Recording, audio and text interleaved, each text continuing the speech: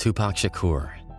The final day of Tupac Shakur's life played out like something out of a movie, fast, wild, and unpredictable. But behind all the fame and energy, Tupac's real life was far messier than most fans ever realized. Despite being one of the biggest stars in the world, he reportedly died trapped in legal battles and financial disputes. What did you discover he had? I discovered he had next to zero, next to nothing.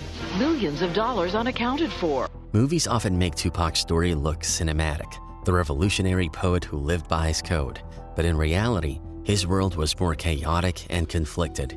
He was constantly torn between fame and the street life that followed him everywhere. His finances were a mess, his loyalty was divided, and the people around him weren't always what they seemed. After getting released from prison in 1995, Tupac signed a handwritten 3-page contract with Death Row Records, a deal brokered by Suge Knight, who paid his bail. At the time, it looked like a lifeline. In hindsight, it was a trap. The contract was vague, reportedly missing critical terms, and by the following year, Tupac was growing frustrated. His lawyer, Richard Fishbein, would later describe the deal as nothing but toilet paper. Despite selling millions of records, Pac supposedly owed Death Row around $4.9 million. In 1996 alone, his music pulled in over $60 million, but Pac himself died basically with nothing. When he was killed in September, he had about $7,000 in his bank account. He didn't even own his house. The Woodland Hills mansion he stayed in with Kidada Jones was leased by Death Row in their name, not his. Same with his cars, the jewelry, the Rolls Royce. Almost all of it belonged to the label. I discovered that the home that he had thought that he had just bought was not his. A car and say, Tupac, here's a Rolls Royce. And he drove around, and then when he died, you found out none of it was his. Pac never even got to see his first royalty check. It was scheduled for November 96, 2 months after he died. The contract was set up so Death Row recouped every expense before he saw a penny, which left him making less than $1 per album. In the end, he died with no assets, barely any money, and a pile of debt, the biggest example of how badly he was exploited. His mother, Afeni Shakur, later filed lawsuits claiming the label owed him unpaid royalties. He asked over and over and over and over again for accountings of the things that he did, of the monies that came in and never got him. Still, many of these details are debated. Death Row insiders and Suge Knight himself have always denied exploiting Tupac, insisting he was paid fairly. What's clear, though, is that Tupac was trying to separate from the label. His close associates said he wanted to shift his focus to film and start his own company, freeing himself from the chaotic Death Row environment. If I was so bad, I would have no success. I definitely do not like ugly.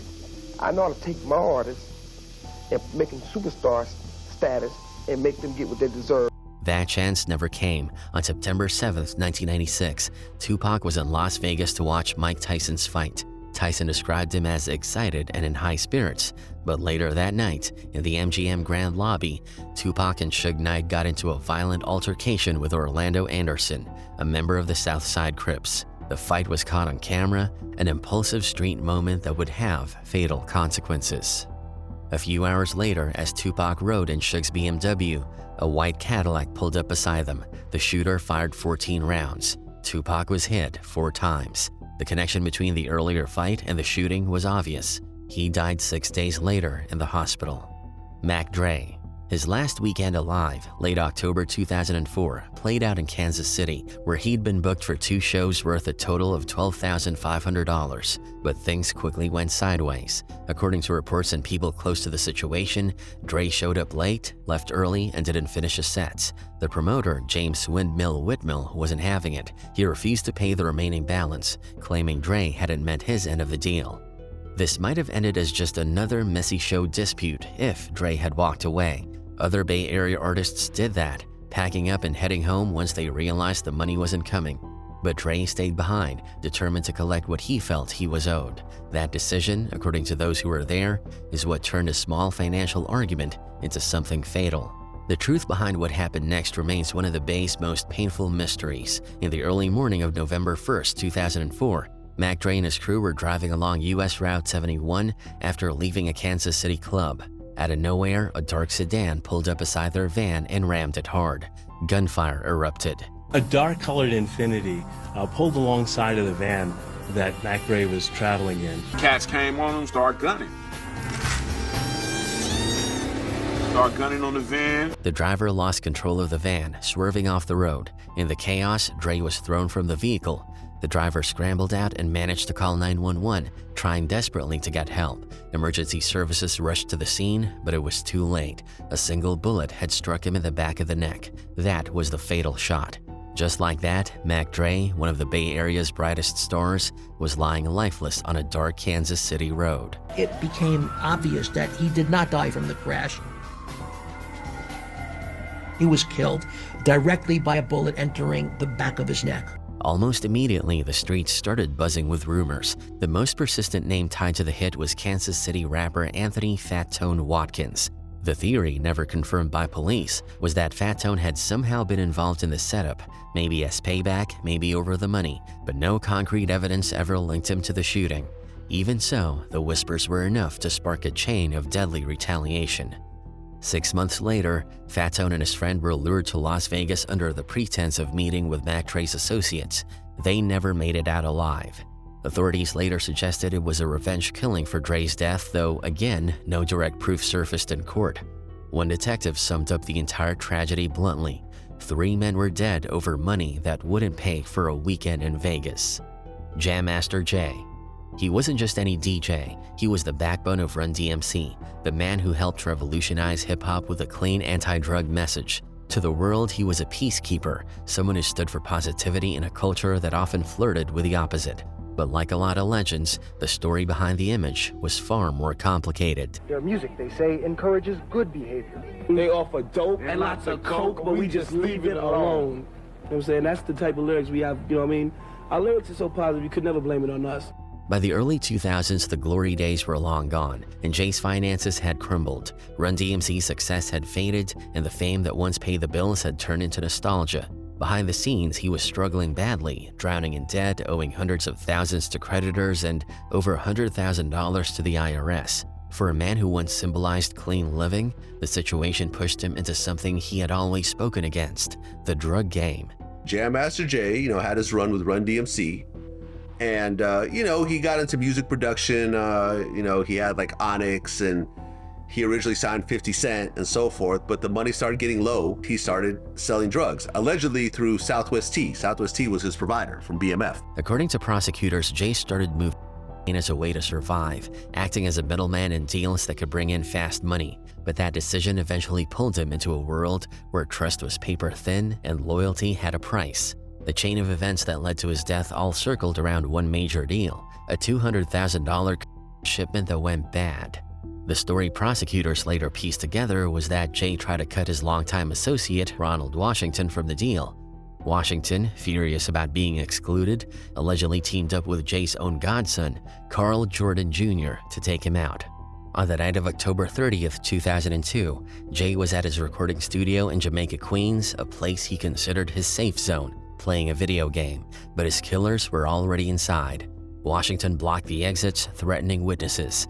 Jordan stepped up to Jay calmly, exchanged a half greeting, then pulled the trigger. One shot to the head, point blank. Jam Master Jay died instantly. We begin with a fatal shooting of a rap music legend. The shooting tonight in a recording studio in Queens, taking the life of the man known as Jam Master Jay. His real name, Jason Mizell. Authorities say it wasn't a robbery or random attack, but a setup rooted in revenge and greed. Both Washington and Jordan were later charged in connection with the murder, though the case dragged on for years before any real progress was made. Pimp C. His death in 2007 hit the hip-hop community like a gut punch. One half of the legendary duo UGK, he had just come home from prison, back in the spotlight, and was finally getting the recognition he deserved. Then, out of nowhere, he was found dead in a Los Angeles hotel room. The coroner ruled it accidental, the result of sleep apnea combined with codeine from prescription cough syrup, known on the streets as lean. At this hour, members of the hip-hop community are mourning the shocking death of well-known Port Arthur rapper Pimp C. But from the very start, the circumstances around his death stirred deep suspicion. The autopsy concluded that the amount of codeine in his system wasn't high enough to qualify as an overdose. Instead, it caused respiratory suppression, meaning he simply stopped breathing in his sleep. That might have been the end of it if not for all the strange details that came after. Too Short, who had been working with Pimp C just days before, publicly questioned the story. He said he couldn't get a straight answer about whether the door to Pimp C's Mondrian hotel room was locked or not. It sounds small, but that detail mattered. If the door wasn't locked, someone could have left after he died. The lack of clarity opened the door to endless speculation. I'm like, was the door, did it have that thing on it? Like, tell me something. And the most I could get was, I never got if the door was locked or not. I just had to break it down. Because if the door wasn't locked, that means somebody left out. From there, the rumor spread fast. Some believed Pimp C had been murdered, claiming he'd been silenced for speaking too freely about powerful people in the industry. Before his death, he'd gone on several fiery rants, calling out corruption and even hinting that he knew secrets about high-profile figures. Internet conspiracy theorists took that and ran with it, suggesting he had sensitive information or tapes involving major entertainers, though there's never been any solid evidence to back that up. I just left the penitentiary, and man, with the little time with that was the punk down there. Doing 25 and anything over one digit was staying up guy. You know you is. No, I'm talking about old punk. And while I'm talking about it, there's a whole bunch of you rappers that's in the closet. Then there were unsettling descriptions of the scene itself. DJ Paul from 3 6 Mafia later said the room didn't look like a peaceful death, describing blood on the scene and Pimp C's body positioned oddly, as if he had been praying. He said Pimp C was like he was laying down like he was praying, and but it was blood all over the bed, like he threw it up, but they thought he had been shot in the head. His mother, Mama West, never accepted the official explanation either. She believed someone poisoned her son, claiming a strange person was with him that night before disappearing completely. Despite years of theories, nothing concrete has ever surfaced to contradict the coroner's ruling. Still in the streets and among those who knew him, the idea that Pimp C just died in his sleep never sat right. His death remains one of those hip-hop mysteries. The Notorious B.I.G. The Notorious B.I.G. died on March 9, 1997, but his fate may have been shaped by a last-minute decision hours before his death. That morning, Biggie was supposed to be on a 10-hour flight to London for the start of his Life After Death promotional tour, a trip that would have kept him far from Los Angeles. But roughly an hour before takeoff, the flight was reportedly canceled. Big stayed behind, and later that night, his life ended at a red light on Wilshire Boulevard. Los Angeles police are investigating the shooting death of rapper Notorious B.I.G., also known as Biggie Smalls. He was gunned down early today. Over the years, multiple theories have emerged about what really happened that night. One of the most discussed came from Gene Deal, Diddy's former bodyguard, who has spoken openly about his experience. Gene was in Diddy's car when Biggie was killed, and he's long claimed the incident wasn't random. According to him, it felt organized, a setup, and Diddy might have had a hand in it. But it's important to note that these are Deal's personal claims, not confirmed evidence, and law enforcement never officially tied Diddy or Bad Boy to the shooting. In an interview, Gene recalled how strange Diddy was acting in the days leading up to Biggie's death. He was just acting real anxious, Gene said, and trying to get big at this party. Biggie himself was telling people he had to be in London, but Diddy was out there saying he ain't going to London all week. Biggie wasn't even supposed to be in Los Angeles. It was a volatile city for him, especially after Tupac had just been killed a few months earlier. Biggie didn't want to go, and even his own mother warned him not to. Los Angeles police are investigating the shooting death of rapper Notorious B.I.G., also known as Biggie Smalls. He was gunned down early today. And when the two of them left the party that night, that's when things got real suspicious. Gene said that as they left, he told Diddy's driver to run the next red light, standard security procedure, so they wouldn't be setting targets. Diddy's car ran the red light. Biggie's car stopped.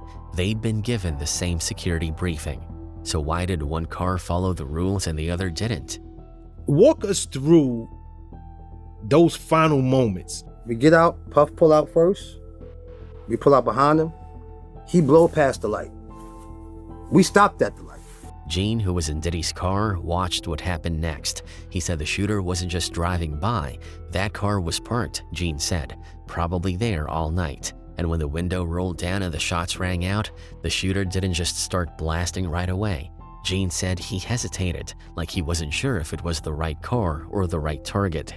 Earlier that same night, Gene said he saw a man in a blue suit hanging around the party, eyeing the vehicles. When the guy got a little too close, Gene flashed his gun and the man backed off. That same man later got into a car that was parked exactly where Biggie was shot. And eyewitnesses said the shooter was wearing a blue suit and a bow tie. So if this was an ambush, not a random shooting, who set it up and why? Some people believe Diddy had a motive, money and control. Biggie was reportedly planning to start his own label and collaborate with Jay-Z, potentially walking away from Bad Boy Records. If that happened, Diddy would have lost not just his biggest star, but millions in publishing rights and future profits. But again, there's no solid proof connecting those plans to his murder. What's certain is that Biggie was at a crossroads, both musically and personally, when he was killed. Big L. He was one of Harlem's brightest talents, a lyricist whose punchlines and storytelling ability were unmatched. At just 24 years old, he was on the verge of breaking into the upper echelon of hip-hop. Just days before his death on February 15, 1999, Big L was negotiating a major deal. Damon Dash, the CEO of Rockefeller Records, was planning to sign Big L along with Herb McGruff and C-Town as a group called the Wolf Pack. There were plans to throw a party to announce the signing officially, and many believed Big L was on a trajectory that would have placed him alongside contemporaries like Jay-Z and Nas. But the streets had other plans. On the night of February 15, 1999, just before 9 p.m., all of Harlem heard the crack of gunfire, and then the eerie silence. Big L was found outside his apartment building on West 139th Street, shot 9 times in the face and chest. Witnesses say there was nothing anyone could do to save him. Police didn't hesitate to call it what it was, an execution. That someone was allegedly Gerard G. Love Woodley, Big L's own childhood friend. Big L probably never even seen it coming, that he would even think that a nigga would want to go there with him, because they all was friends. And the tragedy wasn't in the fact that they knew each other, but that they were so close. Woodley was more than an acquaintance. He was right there in the early days, even captured on the back cover of Big L's debut album, Lifestyles of the Poor and Dangerous. So why would a friend murder a friend so coldly? The story starts with Big L's older half-brother, Leroy Big Lee Finazzi, who was a major player in the infamous NFL Crew, an organization deeply tied to the drug trade. While Big Lee was locked up, he allegedly put out a hit on Woodley and some other members, likely over internal disputes. And according to witnesses, L was reportedly seen in the company of the shooter, and because of that, Woodley believed that Big L was directly involved in trying to get him killed. Big Lee get into it with one, and then happens. The other friend couldn't get Big Lee because Big Lee was locked up. So what they do? They get Big L. Woodley lived through the hit attempt, and after that, he allegedly made a vow of revenge. Meanwhile, Big Lee, still in prison, reportedly learned that his plan had unintentionally turned his younger brother into a casualty in his fight for power. 3 months after L's murder, Woodley was arrested, but nobody was talking. The neighborhood that raised Big L was also bound by its silence. The case went cold, officially unsolved, but unofficially, everyone knew the truth. Years rolled on and Harlem kept its secrets until the cycle came full circle. In June 2016, Woodley himself was gunned down, shot in the head and back just 250 yards from where Big L was killed. SOULJA Slim. On November 26, 2003, SOULJA Slim was at a high point in his career, recognized as a pioneer of New Orleans rap and celebrated for his gritty, streetwise storytelling. He had just received the final cut of a new music video and was looking forward to releasing his next album. The project promised not just personal success, but a potential partnership with G-Unit, the powerhouse label led by 50 Cent. Slim was excited for the future, anticipating that this move would benefit both himself and his community. But a small financial dispute set the stage for tragedy. That morning, Slim needed to settle a $10,000 clothing debt with a supplier to secure merchandise for a show scheduled that evening in Monroe, Louisiana. Handling this routine business errand required him to leave the safety of his inner circle for a brief period. That brief moment exposed him to danger, creating a window his enemies could exploit. Slim was known on the streets as Magnolia Slim and had accumulated numerous enemies, some of whom were armed and ready to act. He was shot 4 times on his mother's front lawn, 3 bullets to the face and 1 to the chest. Witnesses noted that he fell with his hands closed, holding a mean mug, suggesting he never yielded to his attacker. On November 26, 2003, James Tapp, also known as SOULJA Slim, was shot and killed right here in New Orleans. The investigation quickly became controversial. Authorities arrested Garrell Smith, who possessed a stolen police pistol consistent with a murder weapon. Reports indicated Smith may have been paid $10,000 for the hit, a sum matching the clothing debt Slim was resolving. However, the investigation ultimately collapsed. New Orleans' no-snitching culture meant witnesses refused to testify, leaving the case unresolved. Further complicating the narrative were persistent rumors implicating Master P, Slim's former label head at No Limit Records, over old financial disputes. These claims, while never substantiated with evidence, fueled ongoing speculation. Proof. Proof was the anchor of D12 and Eminem's lifelong friend, known as both a talented rapper and a respected mentor in his community. The controversy surrounding his death begins with his decision to frequent the CCC nightclub on 8 Mile Road, an illegal after-hours spot notorious for trouble. Despite police warnings and the legal requirement that the club close by 2 a.m., the venue remained open until 7 a.m., attracting constant chaos. By 4:45 a.m., Proof was still inside, putting himself in a highly risky environment. The personal context made that night even more volatile. Just 6 days later, Eminem had finalized a divorce, ending his second marriage only after 82 days. Proof had been the best man at the wedding, and the emotional fallout of his friend's personal turmoil likely weighed heavily on him. The combination of alcohol, heightened stress, and raw emotion made a minor dispute more combustible than usual. The confrontation began over a game of pool with Keith Bender Jr. It escalated rapidly into violence, with Proof pulling a handgun, using it to strike Bender, and ultimately shooting him. This choice to turn a drunken disagreement into lethal force proved fatal.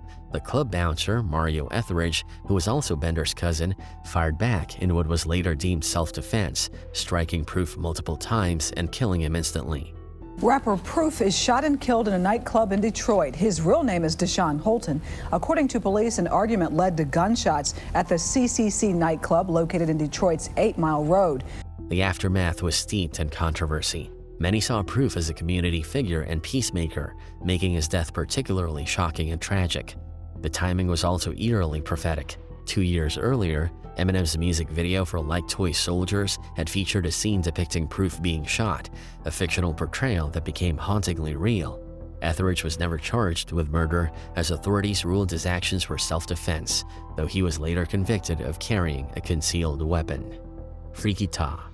He was the magnetic hype man for the Lost Boys, met a tragic and ironic end at the peak of his career. On March 28, 1999, the group was celebrating their success, riding high on hits like Lifestyles of the Rich and Shameless and solidifying their place in hip-hop. Ta was in the prime of his life and career when he was fatally shot outside the Sheraton Hotel in Queens, struck once in the back of the head.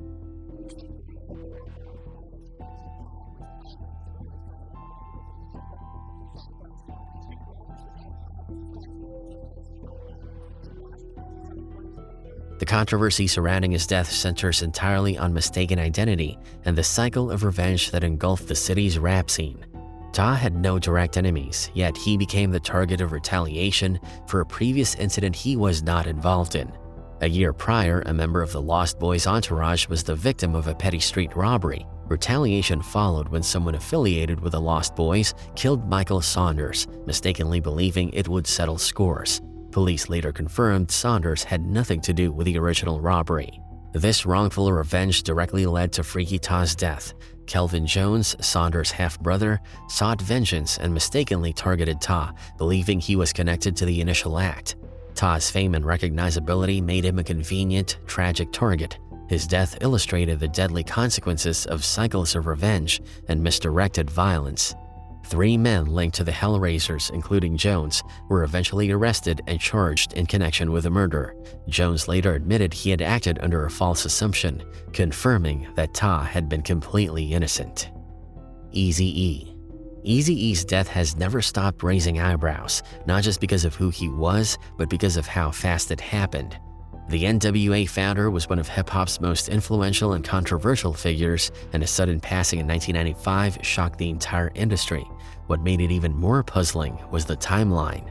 In early 1995, EAZY started feeling sick, just a bad cough, shortness of breath, nothing too alarming. But things escalated fast. By late February, he collapsed while recording in the studio and was rushed to the hospital. Doctors diagnosed him with HIV/AIDS. Within weeks, just over a month later, he was gone. He died on March 26, 1995, at only 31 years old. Rap singer EAZY-E has lost his battle with AIDS just 10 days after revealing that he had the disease.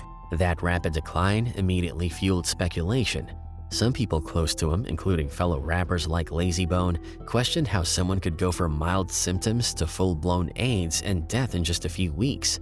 Others pointed to another strange detail. None of his longtime partners or his children ever tested positive for HIV. Those facts, combined with the speed of his death, opened the door for a flood of conspiracy theories. One of the most famous came from Suge Knight. Years after EAZY's death, Suge made an unsettling comment during a TV interview, suggesting that HIV could be deliberately transmitted, saying, "Technology is so high, so if you shoot somebody, you could go to jail forever. They have a new thing out. They get blood from somebody with AIDS and they shoot you with it. That's a slow death. The EAZY-E thing." Technology is so high, right? Right. So if you shoot somebody, you go to jail forever. So the kids, you don't want to go to jail forever, right? Right. So they got this new thing out there. People sell them all the time. They get blood from somebody with AIDS, and then they shoot you with it. Oh, so well, that death seems don't happen. bad. That's a slow death. Yeah. An EAZY-E thing, you know what I mean? That statement, mixed with old rivalries between Suge and EAZY over Dr. Dre's departure from Ruthless Records, made many people wonder if something darker had happened. Another former associate, rapper Frost, added fuel to the fire when he claimed EAZY had been injected with contaminated acupuncture needles, though he offered no solid proof. Still, none of these theories were ever verified, and doctors have repeatedly said that rapid HIV progression, while rare, can happen under certain medical conditions. But because of who EAZY-E was, a man with enemies in the business, money on the line, and a legacy tied to controversy, people couldn't stop speculating. In his final days, EAZY tried to make peace with everyone. He reconciled with Ice Cube and even spoke with Dr. Dre, putting years of beef behind them. From his hospital bed, he issued a public statement, admitting to living recklessly and warning fans about the dangers of unprotected S. Even in death, questions lingered. His daughter has said the death certificate was changed, first listing cardiac arrest before later including AIDS-related pneumonia. Whether his passing was a tragic medical reality or something more sinister, no one can say for sure. SEAGRAM. SEAGRAM was the first West Coast artist signed to Rap-A-Lot Records and gained recognition for his raw, unapologetic depiction of gangsta life, a life he lived fully until his final hour. Do you get chased by a lot of women? Yeah. Why? Probably because I rap, you know, when you rap or you do a lot of shows and you go around, a lot of girls just like because you entertain, it's not really nothing personal or anything. The controversy surrounding his death lies in the fact that he had a massive target on his back long before anyone pulled the trigger. The trouble began in 1993 when SEAGRAM recorded a provocative track aimed at a rival gang. That song didn't just spark chatter, it angered a local drug kingpin who immediately sent gunmen after the rapper. In that first assassination attempt, SEAGRAM managed to escape unharmed, though a San Leandro police officer was injured in the crossfire, resulting in a conviction for the shooter. That narrow escape didn't mean he was safe. He spent the next 3 years living with the knowledge that his enemies were still out there, waiting for the right moment. On the night of July 31st, 1996, that long-standing tension finally erupted. SEAGRAM and fellow rapper Gangsta P were getting out of a van in the 1900 block of 24th Avenue in East Oakland, a hotspot for drugs and violence. An unidentified gunman opened fire, hitting both men. SEAGRAM suffered multiple gunshot wounds and died shortly after at Highland Hospital. Police never officially linked the 1993 attempt directly to the 1996 killing, but investigators have consistently noted that the fatal attack appeared to be the continuation of a vendetta from the same circles. Fat Pat. Fat Pat was a pioneer in Houston's rap scene and an original member of the legendary Screwed Up Clique. On February 3, 1998, he went to the Meadows Southwest apartment complex in Houston with friends waiting in the car to collect an overdue appearance fee from a local promoter. What should have been a straightforward errand turned into a fatal and controversial event. The circumstances of his death remain disputed. One widely reported account states that Fat Pat arrived at the apartment at 10440 South Drive, found the promoter not home, and was shot by an unknown gunman in the corridor outside. He was struck once in the head and died at the scene. This version paints the tragedy as a random act of street violence, a grim hazard of the environment Fat Pat operated in. A darker alternative account alleges that the promoter, Kenneth Weasel Watson, was home at the time and shot Fat Pat himself. According to this theory, Watson believed Pat intended to set him up for robbery, and the confrontation escalated fatally while Pat was on the phone trying to sort out the situation. Authorities reportedly issued a warrant for Watson, but no one was ever charged. This uncertainty, the killer's identity, whether friend or foe, remains the central controversy surrounding Fat Pat's death. The tragedy was compounded 8 years later when Fat Pat's brother, Big Hawk, also died under mysterious, unsolved circumstances. This repetition suggested that Fat Pat's death might not have been an isolated incident, but part of a broader pattern of targeted violence affecting his family. Fat Pat, who hadn't released a full album during his lifetime, became an instant Houston icon posthumously. His debut, Ghetto Dreams, dropped 6 weeks after his death and sold over 20,000 copies in its first week locally, cementing his legacy.